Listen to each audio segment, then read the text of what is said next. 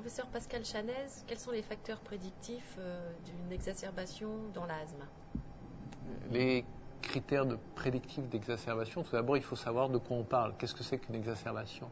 L'exacerbation, c'est défini par un recours inopiné aux soins, une nécessité de changement vraiment important dans la prise en charge thérapeutique. Et souvent, ce sont des gens qui vont voir soit leur médecin généraliste, soit aux urgences. Et au final, parfois, ils sont en asthme aigu grave. Donc vraiment, c'est un événement important qui fait peur aux patients, qui fait peur à son entourage, qui coûte cher à la société. Donc c'est vraiment quelque chose qu'il faut trouver un moyen de prévenir. Donc est-ce que toutes les exacerbations sont prédictives?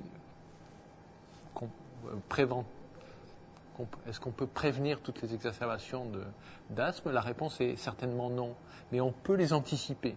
Potentiellement, il y a un caractère saisonnier des exacerbations d'asthme.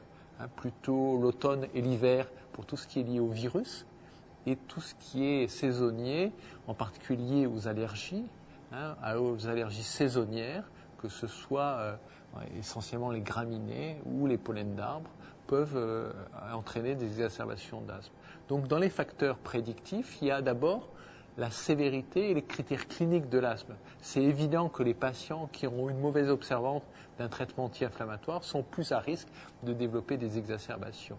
Deuxièmement, les gens qui ont une sévérité importante d'asthme vont faire des exacerbations, et un des problèmes majeurs de notre spécialité actuellement et du contrôle de l'asthme, ce sont ces patients sévères qui ne sont pas contrôlés, qui continuent à faire des exacerbations, pour lesquels il y a une nécessité de nouveaux traitements, ce qui est en train d'être développé avec des biothérapies.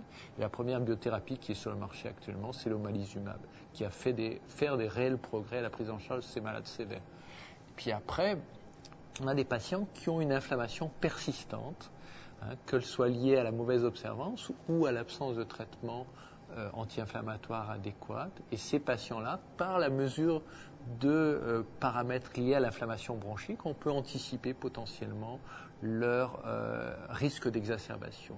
Donc on a des petits signes qui montrent qu'on va avoir une attitude préventive qui peuvent être mis en évidence par le médecin traitant. La première étant d'assurer un traitement anti-inflammatoire optimal.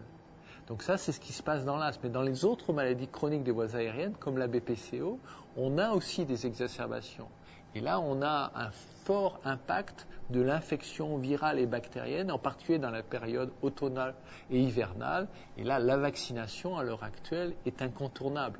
On a montré qu'on diminuait largement le risque d'exacerbation quand on vaccinait les patients contre la grippe ou contre le pneumocoque.